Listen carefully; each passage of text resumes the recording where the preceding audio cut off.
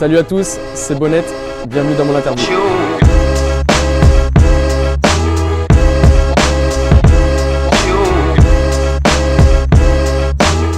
Benoît Bonetti, 33 ans, issu de la génération 87, ayant vécu des belles années chez les jeunes et également chez les seniors avec notamment 2 montées.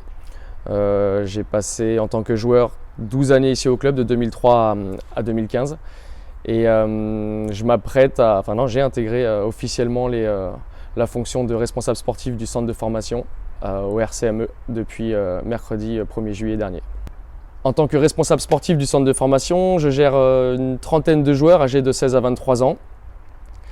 L'idée, c'est de leur proposer un double projet à travers le centre de formation, à la fois scolaire, universitaire ou professionnel pour certains, et sportif.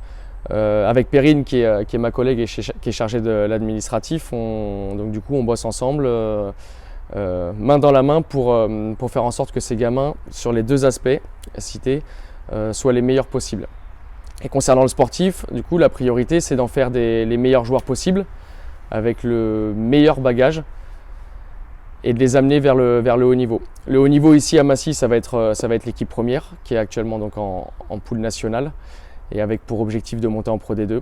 Donc l'idée, c'est qu'ils arrivent à intégrer dans un premier temps cette équipe première et à s'y installer, et avec éventuellement l'objectif pour certains d'y rester et de performer avec cette équipe première. Et parmi eux, on sait qu'il y aura des potentiels plus forts qui seront certainement amenés à soit rejoindre la Pro D2 avec Massy et éventuellement rejoindre des clubs qui prétendent à l'accession en top 14 ou directement des clubs de top 14.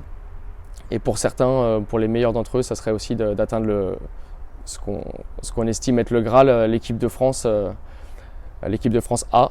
Et on a plein d'exemples déjà qu'on peut citer et qui sont passés par les portes du centre de formation. Donc voilà ce que représente au sens large le centre de formation ici au RCME.